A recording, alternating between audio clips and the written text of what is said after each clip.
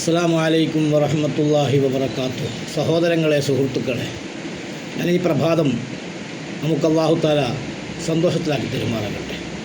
എല്ലാ വിപത്തുകളിലും അല്ലാഹു നമുക്ക് ഹിമായത്തും ഹിഫ്ളും നൽകുമാറാകട്ടെ.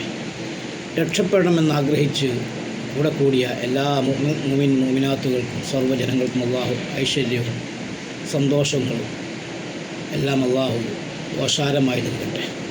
ഞാനീ പറയുന്ന രൂപത്തിൽ നിങ്ങൾ ചെയ്യാൻ ശ്രമിക്കുക. എല്ലാ ദിവസവും 21 ഫാത്തിഹ സൂറത്ത്, അല്ലെങ്കിൽ 3 യാസീൻ സൂറത്ത്, അതുമല്ലെങ്കിൽ 1 യാസീൻ സൂറത്തെങ്കിലും ബഹുമാനപ്പെട്ട റഈസുൽ സാഹിദീൻ ഖുതുബുൽ ആലം സിയം വലിയുള്ളാഹിയുടെ ഹദറത്തിൽ നിങ്ങൾ ഓതുക. എന്നിട്ട് അതിൻ്റെ സവാബിനെ മഹാനവറുകളിലേക്ക് ഹദിയ ചെയ്യുക. എന്ത് പ്രശ്നങ്ങളുണ്ടെങ്കിലും അത് പരിഹരിക്കപ്പെടും. 99 ദിവസം തുടർച്ചയായി നിങ്ങൾ ഈ രൂപത്തിൽ ഫാത്തിഹ സൂറത്തോ യാസീനോ ഓതി മഹാനവറുകൾക്ക് ഹദിയ ചെയ്യുക.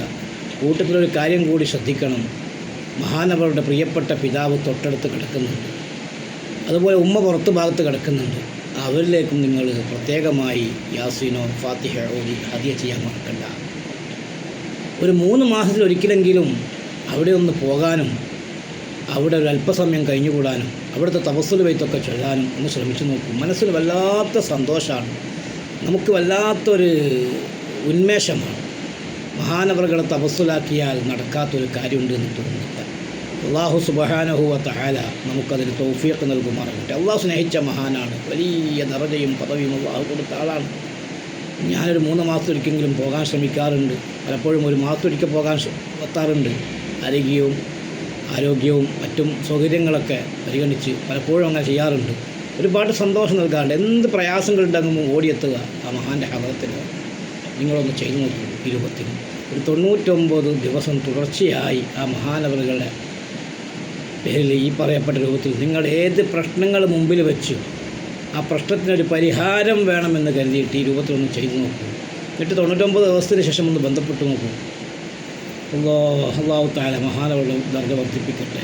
ഇൻഷാ അല്ലാഹ് ഇന്ന് മുതൽ എൻ്റെ ഈ വോയിസ് കേൾക്കുന്ന മുഴുവൻ ആളുകളും ചുരുങ്ങിയതൊരു യാസീൻ, അല്ലെങ്കിൽ 21 ഫാത്തിഹ, അല്ലെങ്കിൽ ഒരു 3 7 ഫാത്തിഹ ഓതി അതിൻ്റെ ഹദിയ അവിടെ കിടക്കുന്ന ബഹുമാനപ്പെട്ടവരുടെയും ഉമ്മായുടെയും ഉപ്പാൻ്റെയും ഒക്കെ പേരിൽ, അതുപോലെ കൂട്ടത്തിൽ നമ്മുടെ മശായിഖന്മാർ, നമ്മുടെ ഉസ്താദുമാർ, നമ്മുടെ പ്രിയപ്പെട്ട മാതാപിതാക്കൾ മരണപ്പെട്ടു പോയെങ്കിൽ അവരെ എല്ലാവരെയും ഓതുക. അതുപോലെ എൻ്റെ പ്രിയപ്പെട്ടവരോട് പറയട്ടെ, ഹബീബായ നബി സല്ലല്ലാഹു അലൈഹി വസല്ലം തങ്ങളെ ധാരാളം സ്വലാത്ത്, ചുരുങ്ങിയത് 100 സ്വലാത്തെങ്കിലും നിങ്ങൾ ചൊല്ലണേ. അല്ലാഹു തആല മിൻ കുല്ലി ഹമ്മിൻ ഫറജ, അനുഭവിക്കുന്ന നീറുന്ന 100,000 പ്രശ്നങ്ങൾക്ക് പരിഹാരം തരും. അല്ലാഹു രക്ഷപ്പെടുത്തട്ടെ.